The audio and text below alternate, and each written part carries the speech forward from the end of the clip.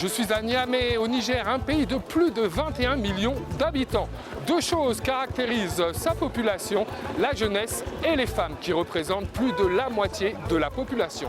Mais dans un pays fortement touché par le chômage, elles payent un lourd tribut. Je suis venu rencontrer cette nouvelle génération d'entrepreneuses qui ont décidé de relever le défi de l'emploi des femmes dans le pays. Rokia Laleba est à la tête de Sahel Délices, une entreprise qui transforme les produits agricoles locaux tels que le gingembre ou l'hibiscus en jus, tisane et confiture. Quelles ont été les motivations pour lancer ton entreprise? Je me suis dit pourquoi ne pas me lancer dans une aventure qui me plaît, qui me passionne, à savoir la cuisine, en valorisant tout ce que nous avons comme produits locaux, en transformant et en faisant sortir des produits finis qui sont d'assez bonne qualité. Deuxième motivation, c'est vraiment l'envie d'apporter quelque chose pour mon pays. Ce n'est peut-être qu'une goutte d'eau, comme on dit, dans une mer, mais qui manquerait si elle n'y était pas. Quand je pense à ces gens que j'emploie, c'est-à-dire leur salaire dépend de ce que nous vendons et de ce que nous gagnons, j'ai encore plus de courage pour aller de l'avant. Alors l'entrepreneuriat serait-il la solution pour le problème du chômage des femmes au Niger ? Et certains jeunes s'y lancent comme Aïssatou qui a décidé de créer sa société de transformation d'arachides. Quand je me suis lancée au début dans cette activité, ça n'a pas été facile pour moi. Maman, elle était contre moi, mes activités parce qu'elle me disait qu'elle ne m'a pas payé les études pour que je me mette dans l'arachide.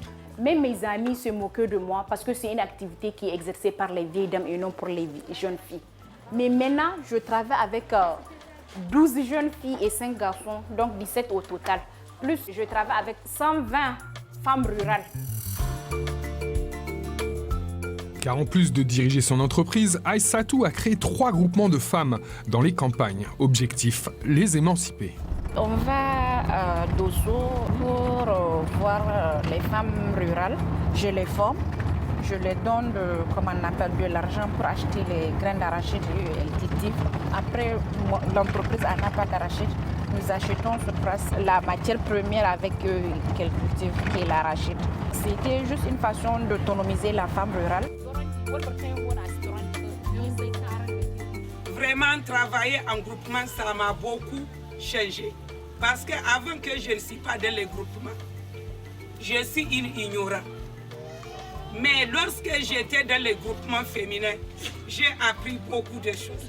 Parce que j'ai reçu plusieurs formations. Et j'ai payé la scolarité de mes enfants.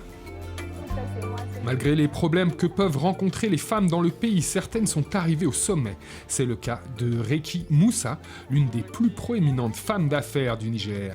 Alors, quelles sont les raisons de son succès? C'est d'abord la foi que j'ai sur ce que je fais. C'est vraiment ma croyance à mes propres convictions.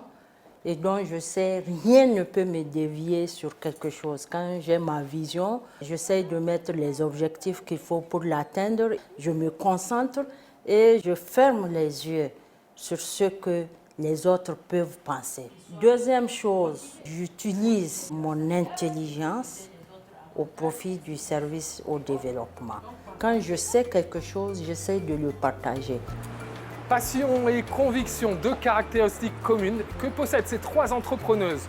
De par leur volonté, elles ont su dépasser les barrières qui se sont dressées contre elles. Un exemple à suivre pour les jeunes femmes nigériennes qui souhaitent se lancer dans l'entrepreneuriat.